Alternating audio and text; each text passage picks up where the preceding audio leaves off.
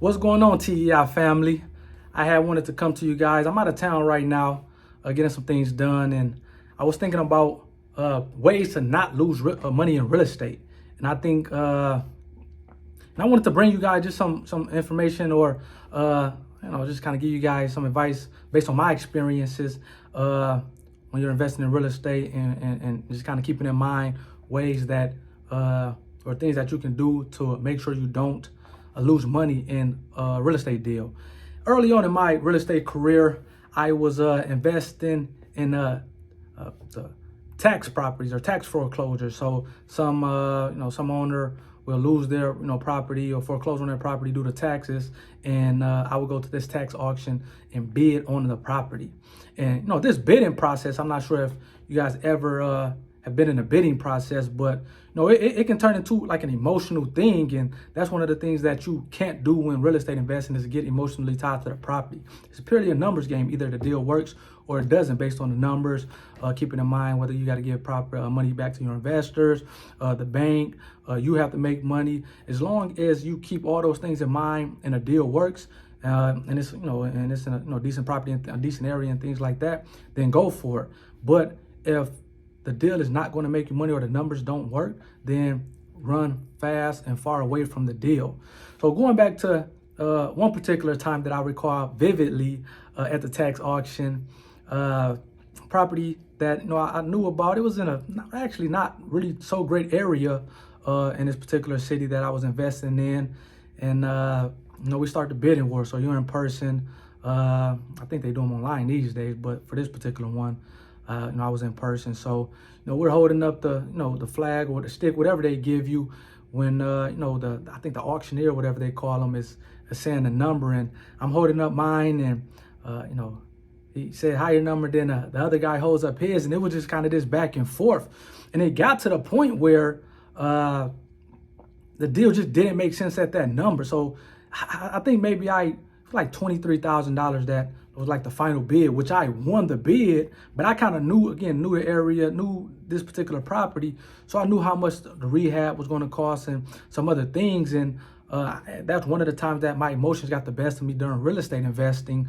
And again, I probably should have never went over really 10 grand on that property, but here I am emotionally investing into it, trying to be macho, don't want to let it this other person beat me out of the deal. I'm study bidding on a property to the point where it bid it all the way up to 23,000, and now I want to bid, but now I'm thinking like, man, 23,000, I'm gonna have to put 15, 20,000 into it. So I'm all in on this deal for like 45, maybe 50 grand, which was terrible. So one of the things that I did to rectify the situation is you have to give $1,000 before you go in, and if you win a bid and essentially renege on the property, then they keep that $1,000. But that's what I did. So I lost $1,000 to keep myself from losing tens of thousands of dollars later on. So it was more of a strategic play to try to rectify a bad situation. So again, I lost $1,000, and look how this thing worked out.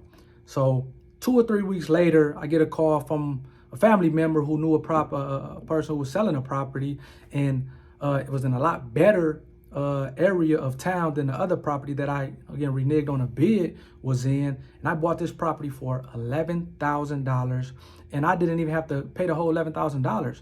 I paid $7,500 down, then the other $3,500 was essentially a payment plan that I was able to pay off in like a year and a half, and I only had to put $2 grand into this property to get it where to the point where I can actually get the certificate of occupancy, do a couple of maintenance and repairs that the property needed, and rent it out. So here I am all in on this property for $13,000. Around $11,000 at that point in time. $775 plus 2,000, so $9,500 that I was all in at that particular point in time. But for the overall deal, the $11,000 purchase price plus the 2,000 and maintenance and repairs, I'm all in at $13,000. And again, that property ended up appraising for like 40 to 50 grand, and I ended up selling it 2-3 years later after making I think like $800 a month. So you figure essentially 10 grand for 2 or 3 years, and then selling it for 50 grand. So I made out really good on that property, and all of that stemmed from again, I initially was emotional and the prior tax foreclosure, but I was able to rectify it, just lose $1,000 to make a lot more money on the back end with another deal that came in a pipeline, 2 or 3 weeks shortly after that tax auction. And had I purchased that property from the tax auction, I would have never been able to purchase the deal that came in later. But not only that, the deal that came in later, after I was all said and done at $23,000 of the purchase price and another 15, 20 all in, the property was only going to be worth maybe 30, 40 grand. So it was, again, I just got emotional and just made a bad a bad decision at that point in time. But thankfully I was able to rectify it. Now it did cost me $1,000, but to lose $1,000 to pick up tens of thousands of dollars on the back end was a win for me. So hopefully you got something out that story. And again, what I'm trying to convey with this video is do not get emotionally tied to the property. Do the numbers work? And if so, if it's in a good area and some other things are you check the boxes in some other areas, then it's a good deal. But if not, run far and fast away from it. Until next time, to y'all family, peace.